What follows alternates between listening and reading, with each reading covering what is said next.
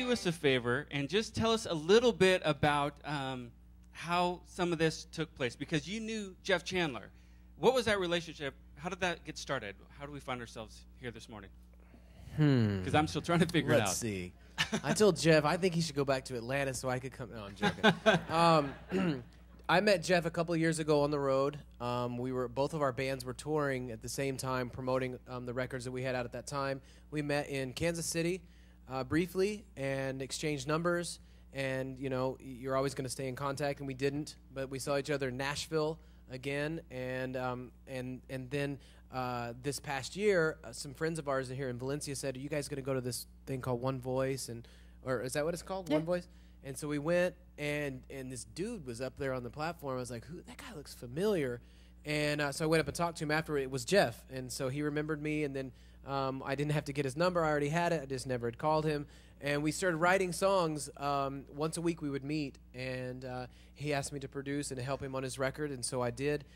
We have a music studio in Northridge where Sally and I serve, and so I helped Jeff produce his CD, and then I found out, like when you guys did. Yeah, hey, I think Jeff I'm going to go home or to Atlanta. And Jeff, basically, when he came to us and let us know of his transition, he said, "I know who you need to hire," and he's like, "You got to hire this guy." And he said outright, he goes, "Stephen's a better musician than I am." He's like, he is, bar none, he is the best. I got really nervous when I heard that. Yeah, we had big, high expectations of you right away. So feel the pressure of that, you guys. Feel the pressure. I'm dealing with that.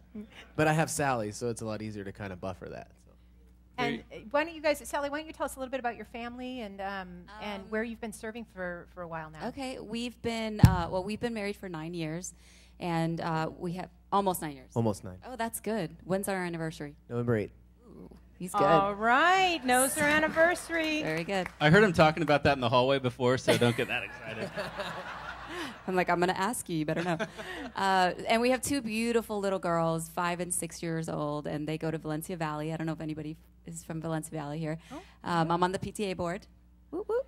Anyway, so we're serving at a church in Northridge. We've been there since we've been married. Actually, the week that we got married, not decided we got married, but we started serving there. And so it's been 9 years, and I'll let you talk about the transition. Okay. So we've been there 9 years serving our pastor, who is going to be 79 this October. Wow.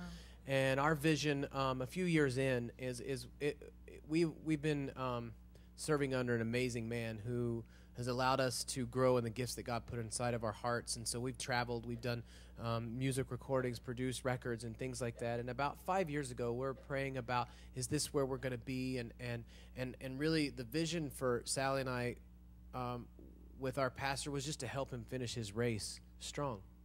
And so we have associate pastor now who's 23 or 24 who is moving in, him and his wife, and we've raised up a good worship team there. And we've been praying the past 3 months about what would God have in the new season, if anything. We were content with serving, and we understand the importance of the local church and to give our gifts and talents in that area. And so then this opportunity opened up, and I went to my pastor, and I said, "What do you think?"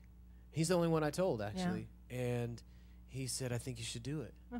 I think you should go. I think you should be somewhere where they get your vision and want to support it, and you pour in and be blessed in your hometown, where you live." We've lived here for 7 years now. So what a blessing that you had already come and guest worshiped with us a couple different times, that we knew you through Jeff, that we got to know you much more in these past few weeks. And our people have known, especially you who've been with us for a while, you know that transitions do not go smoothly sometimes, and it takes us a long time. It took us 1.5 years to find Jeff Chandler, and it's taken us over a year to find our youth guys, because we've been prayerfully thoughtful, methodical, and we don't want to rush anything.